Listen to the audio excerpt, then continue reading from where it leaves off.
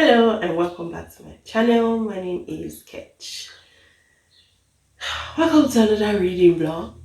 I apologize for the low energy, but I've got a bit of a cold. So if I clear my throat a lot, it's due to that. So for this reading vlog, I'm gonna do a little bit something different. I'll pick a book from my physical to be read shelf and give a non-spoiler review on it and take you along as I read it.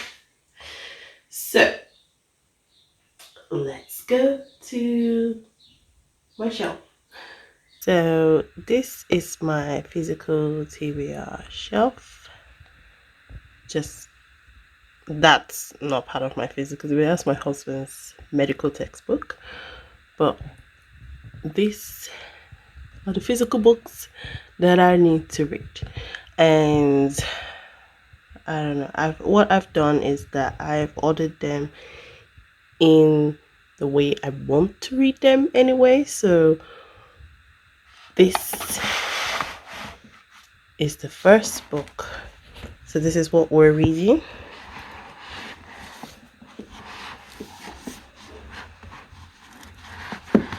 I'm just gonna take it down and take out the book.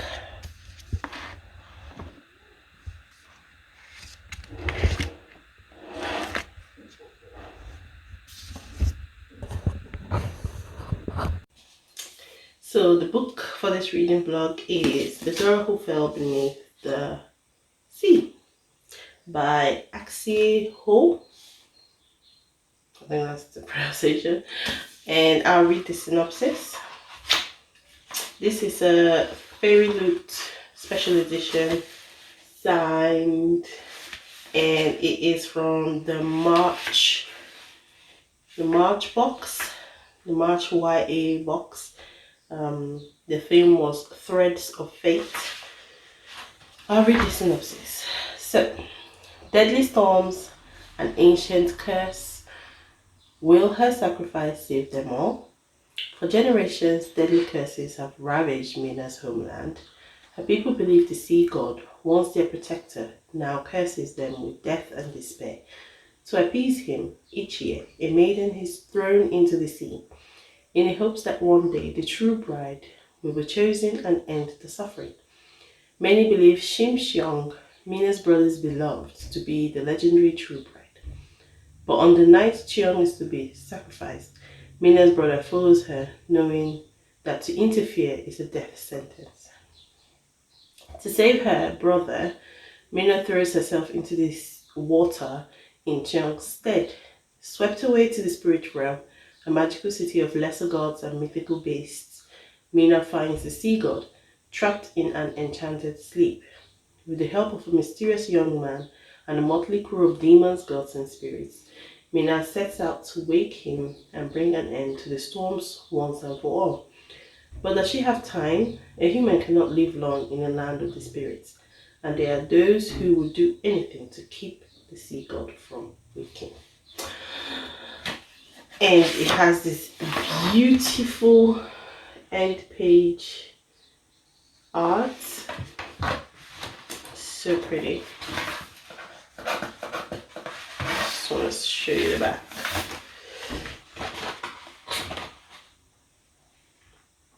So beautiful. Anyway, so I'm gonna start on that and I will keep you updated.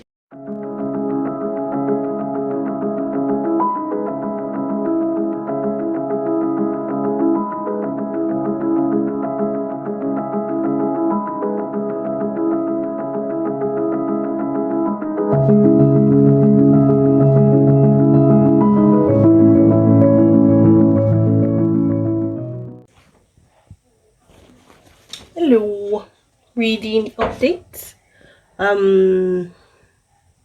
So I'm about 150 pages into The Girl Who Fell Beneath the Sea. there's about 300 pages of this, and it's going good so far. Mina, who's the main protagonist, so the story is told mainly from her point of view. She, like, the story starts right off the bat. There's not much in the sense of world building initially. We just have Mina's thoughts about where she is at the moment. So the world building is kind of done alongside the character progression and the plot, the character building and the plot progression. So I think that kind of works, and in such a good way that you're not left confused to begin with. So Mina has joined. She's gone to the spirit realm in place of her brother's bride, and she finds that things are not what she seems. The gods are not what they seem. They are not as loving and benevolent as the humans have always thought of them. Praying to them, there's no one listening, and the people she encounters, she has to really think twice about who they are, what their motivations are. So her red thread of fate that was tied to the sea god has been cut by Lord Shin, who is someone that is protecting the sea god, but she's not sure why he's protecting the sea god, because his feelings about the same god seem, she's not sure if he hates him and is protecting him out of obligation, duty, or they have a deeper relationship. So it's not very clear at the moment what Lord Shin's motivations really are. Her red thread of fate is now tied to Lord Shin, which seems to be an anomaly, because apparently Lord Shin doesn't have a soul, so they shouldn't be soulmates, except the red thread of fate doesn't think so. So we are progressing through that. What's going to happen? Will Sheen disclose what he's feeling? What is his motivations? Does he like Mina? Will he like Mina? And will Mina achieve her goal of waking the sea god so that the human world stop being ravished by waves from the sea? We shall see. I'll keep you updated.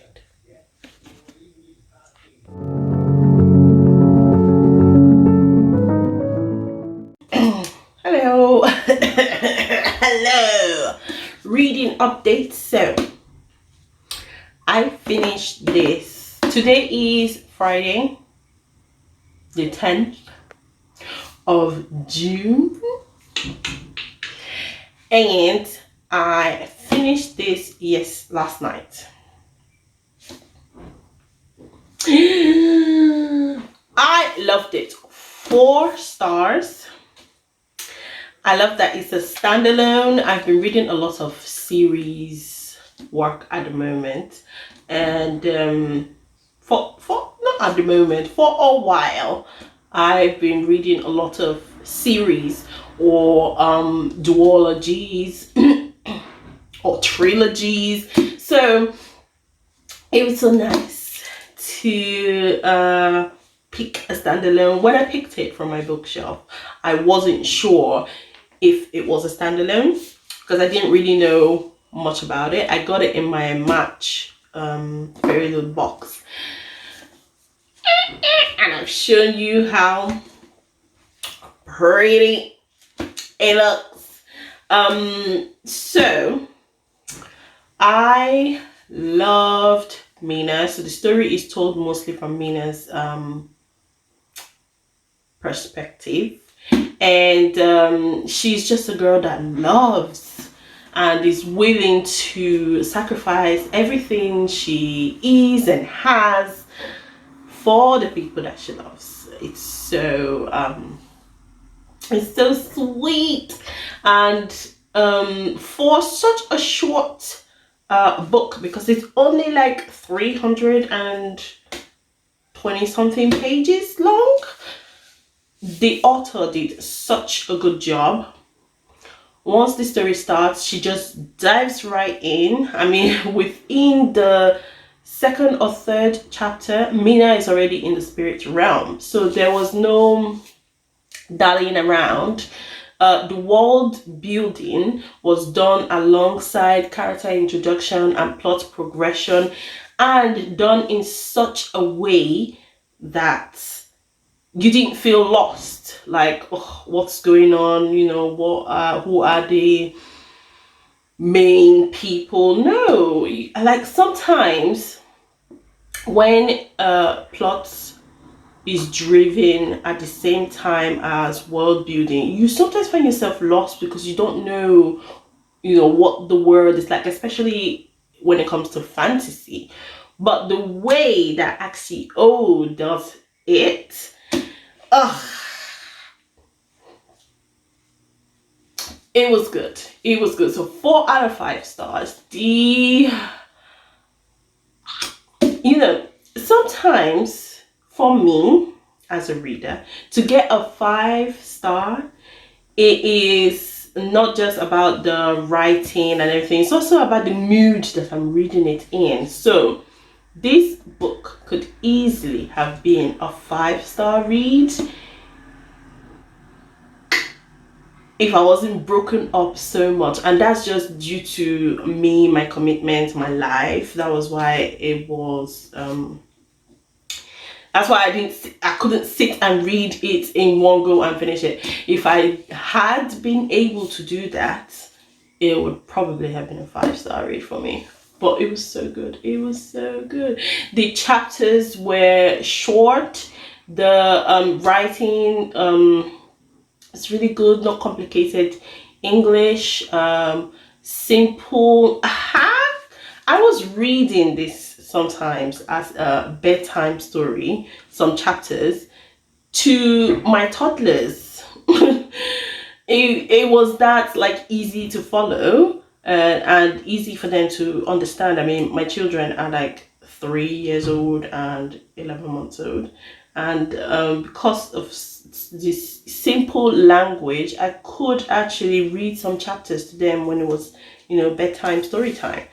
Obviously the less fighty, not the action bit, more the adventure bit, or where Mina is exploring her relationship with the emperor and this the sea god. So scenes like that I could read to my children. I love it. I would recommend this to really young teens, and someone who is also like venturing into fantasy as a genre.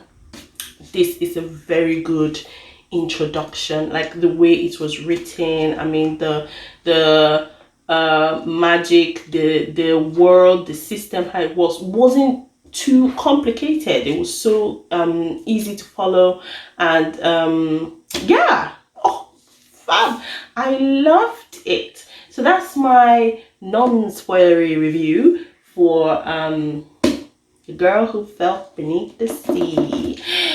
Thank you for watching this review, and if this sounds like a very good book for you to read, I have some links of where to get books like this down below, linked in the description, and I will see you in my next video.